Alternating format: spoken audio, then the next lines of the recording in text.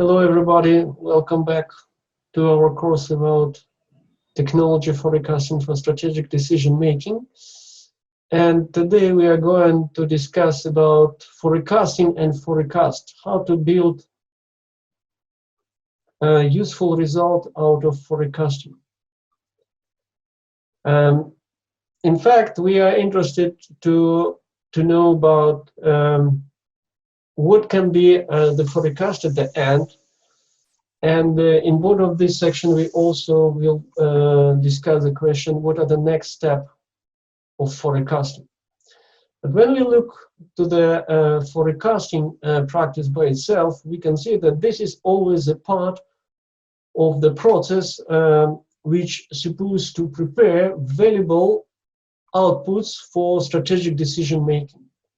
So in fact, the answer for the question, what is a forecast, entirely depends on the question that has to be answered in context of strategic decision process. So that's why the forecast can be presented many different ways. It can be purely numerical, for instance, like logistic substitution model, which can answer the question, or it can be purely quantitative, by using map of contradiction, or it can be combination of them. But how do we transform what had happened within forecasting into the forecast? Let us see first the very generic process of forecasting. Now, any forecasting process starts with formulating problem. When on this stage we face with problems how to bypass our preconceived limitation, biases, our cognitive limitation, our professional agenda, and so on. So how to formulate right problem. At the next stage, we start to gather information according to the formulated problem.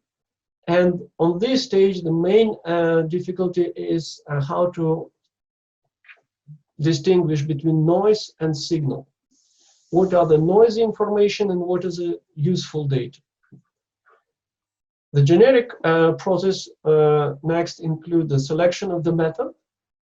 And the main obstacle here is because we have just little idea about hundreds of methods which exist. We can master one or two methods and not so many. So that's why company very often they invite some consultant who are experienced about different methods of forecasting in order to take decision what kind of method will be appropriate to formulated problems.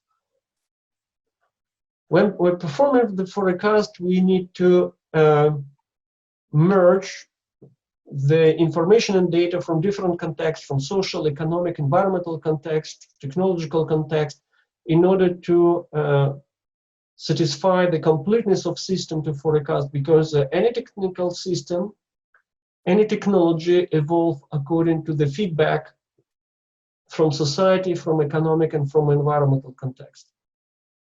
So this is also the problem of forecasting, how to merge this data which naturally represented differently. Yeah, I will answer a question a bit later. Let me finish the process. And the next, when we validate results, the main problem how to present exactly what can be the output of our forecasting, which will be presented, because within the forecasting we accumulate a lot of data, a lot of information, we gain some knowledge, but which one will be useful to present in order to satisfy formulated at the very beginning problem. And application of forecast in a strategic decision making, this is exactly what in board of generic process of forecasting, we say this is a kind of end of the process. It's the end of the process, but this is a beginning of the next forecasting, because application of the forecast, this is exactly, we use learned things in order to take strategic decision. And when strategic decision is taken, we have other things to be answered. So we go back. So on this slide, it is presented as a linear process, but in fact, it has never been linear one. It's always kind of cycle. Please, what was the question that you'd like to ask me, Bala? Uh, Thank you for this. My question is regarding the knowledge level and skill level of the people in the team who are going through this forecasting process. So one part I understand, the first part which says limitation due to biases and agendas. But the other extreme is people who are limited in their own experience, and some of interpretation of this will require some amount of skill. So what do you recommend in terms of the skill level or the experience level that the team should have while going through a process like this? Yeah, this is this is a real question. This is a real question to organize the forecasting process, because there are different ways how it is organized. Sometimes it is given just to the consulting company, and the forecast is ordered. Sometimes it is organized by initiative of some kind of consortium of the company. Sometimes it is run inside of the company through the participative process. But in any case, we have a multidisciplinary team who are working for the process of forecasting, which include people with different background, not only from technology background, but also from economic background, also from social science background, from marketing department, for instance, if you organize it, and from supply and procurement department of the company, if it is organized. Around the table, we have at least 6 persons with different expertise. So, and in the plus, we have to have a person who has experience to run a forecasting process. Okay, and so that's why we have a really, for the forecasting, one of the problem which is underlined on the process of performing the forecast, how to merge, how to build integral result from different experiences of different participants of the forecasting process. Unfortunately, there is no simple answer for the question that you asked, Bala. Usually, how do we answer for this question is defined by a formulated problem. Okay, and formulated problem defined by what kind of strategic decision we have to support. I don't know, did I answer you or not? But yes, that did answer my question. Okay, but in fact, if I shift from this generic process to the process that we shared within this course when we introduced the suggested approach, the suggested process has some similarities and has some differences. Okay, we start with a definition of the problem, with preparation of the problem, arranging the resources, planning, with purifying and clearly identifying the objectives of the study. But when we start the study, we already use more or less the same models, but sometimes we don't use all of them. It depends how do we define objectives of the forecast. But when we perform this study, we pay attention to define the boundaries of the system. And the boundaries of the system gives us output about clear definition of system on the level of the function and its key features. So we are talking about technology, not how it operates, but we are talking about what kind of value technology bring today and what kind of value it has to bring tomorrow. We start from this one. And we already use predefined models. We use a logistic S-curve, which is a quite rich family of models for forecasting, but we don't spend a lot of time by choosing the method which will be used, because we are working in context of strategic decision making, and we are using the contradictions as a model for formalizing our knowledge about problem, because the approach that we introduce you within this course is based on the idea that the knowledge about problem is more important than knowledge about solution. As soon that solution becomes sooner or later obsolete, when knowledge of about problems will serve much long time. So that's why, in order to predict the technological future, to support strategic decision making, we integrate the results of quantitative analysis using logistic S-curve and results of qualitative analysis using a map of contradiction, in order to clearly understand what are the limiting resources which prevent, which separate us between present and future. So, on the basis of this knowledge, we try to build consistent picture, and those picture can be built on different way. For instance, one of the most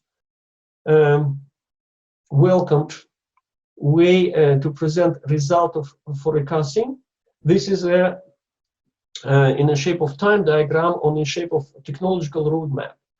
In our case, we built the problem-oriented roadmap. There are different kind of roadmaps we already discussed within our course, but in our case, the forecasting using a suggested approach useful in order to build problem-oriented roadmaps. So the synergy of logistic models and time diagrams, according to our experience, suggest us the solid and reliable ground in order to answer our questions, which are critical to be answered within a technology management for supporting strategic decision making, which technology we need to invest in, or which technology we need to step out in a coming future. In fact, whatever you are going to build your forecast, are you going to build it in the shape of a roadmap? You are going to build it in a shape of a simple set of features of future technology. You are going to build it any kind of diagram. Those representation should answer three most relevant questions: what will happen, when it will happen, and where it will happen. Where, it means on which market or in which place. Of course, when we look at these three questions, inevitably we arrive to the question why it will happen, but not always in a mode of forecast we are capable to answer for this question. And what can happen really, that our answer for why today in the future will be different, but the three first questions, what, when, and where, they have to be answered inevitably, because if we answer just one question, what, it will be not a forecast really. It will be just vision about some changes on the technology. What, when, and where, those three questions helps us to support our strategic decision making. Of course, From practical point of view, we are interested about question how and who is going to do things, and many other questions can be answered. Once again, it depends how do we define the problem. How do we define the question to be answered? In fact, if we compare the strategic decision making in different companies, even they work in the same domain of technology, they will ask different kind of output as a forecast, because they to support the strategic decision making, it depends also on the process, how the strategic decisions are made at different companies, at different institutions, or if you are talking about governance for the policy making. So we need to answer the question. From forecasting process has to extract the answer for this question and present it clearly. If you look, for instance, to the practice in the projects that we run with the companies, in most of the cases, the companies are well satisfied when we present the well coordinated conclusion out of numerical models, like logistic substitution model. For instance, here we can see how technology will substitute each other within a time on the particular market. So we can answer the question when and where, and the roadmap of technology, when we can connect this qualitative analysis with this quantitative output. Because on the roadmap, we can answer the question, what are the gaps between present and future, and how this gap has to be fulfilled. Of course, it can be answered differently. For instance, if I took the results of forecasting using models which were done more than 50 years ago, we can have just a simple graph which will clearly represent what is a present situation and show us how different characteristic will change in the future. For instance, here we can see a result of one of the model about industrial outputs, resources, food changes, and pollution changes for industrial civilization that we are experiencing now. So it's up to working team who are performing technology forecasting process, how it will be presented. The forecast, once again, I'd like just to repeat this idea that I already shared with you. The forecast has clearly answered for the question what technology substitution will happen, when and where, in order to support the strategic decision about emerging technologies.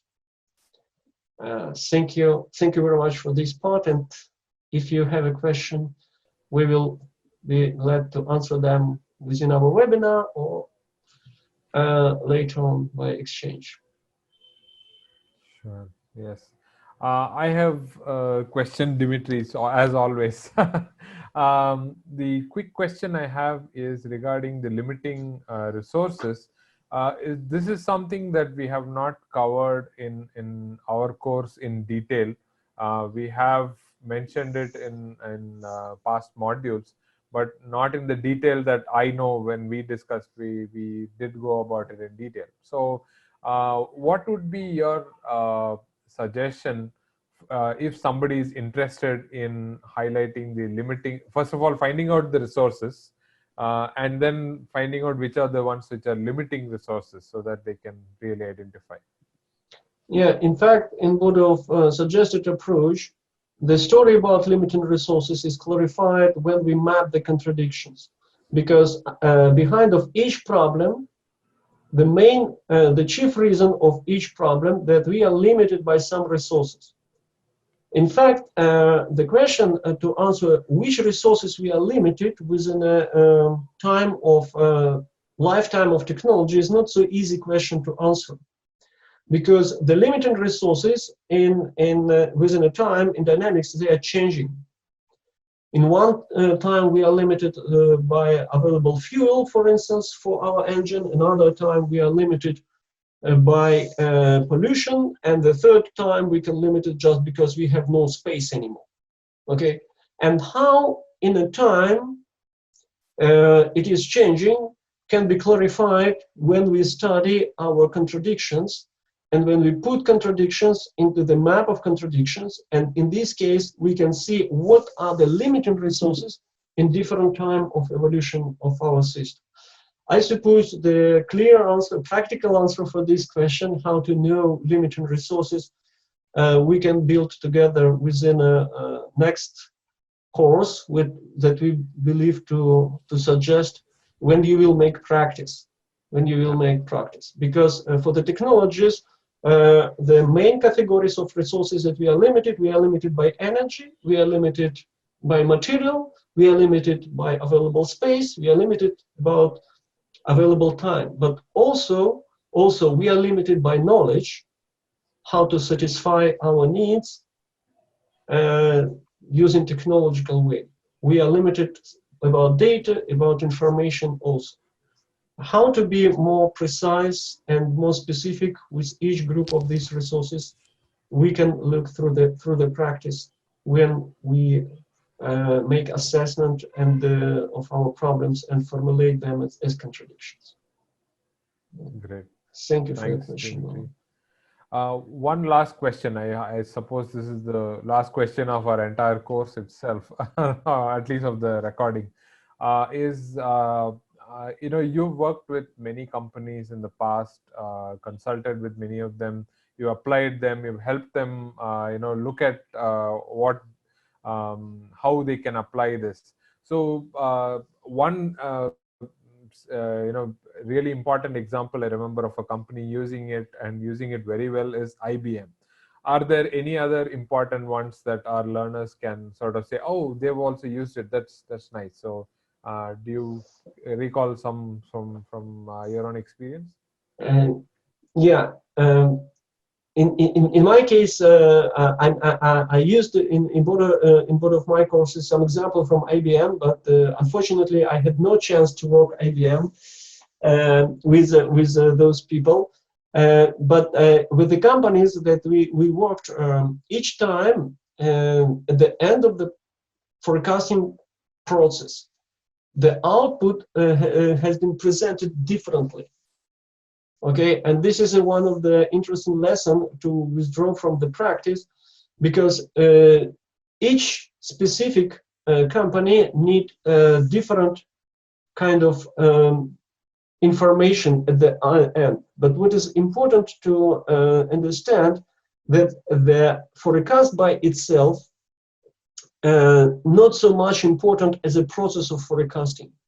The main output comes from the forecasting process, when people are learning about knowledge about the futures. Okay, and when we notice this within our projects, it was kind of interesting result, because sometimes the stakeholders or the companies, they said, okay, we are not clear, it is not clear how your forecast is reliable, but what we are happy to see that our specialists shift from national to international level within a time of project. We know that it takes usually longer time, and we were happy to see that it happens within a project. I would like just to underline once again that from the beginner's point of view, the most interesting thing, what is at the end, okay? What our diagrams are showing to us, and what are pictures showing to us. But from practitioner's point of view, the most valuable result, what people learned within a forecasting process. Because in this case, they can use obtained model in order to take decision, and in order to correct decision according to the changes of the situation. This is, I would like to make clear, as a result of forecasting. Okay. Thank you so much. One last comment I want, a quote that I remember you sharing with me is, "Those who know don't forecast; those who forecast don't know." So for me, that sums up what we're doing in forecasting itself, which is what you said also. Thank you so much, Dimitri. Yeah, this is very old wisdom, which comes more than 5,000 years ago. Wow. To us. Yeah. Okay. Thank you. Okay. Thank you so much. Yeah. See you. See you next time.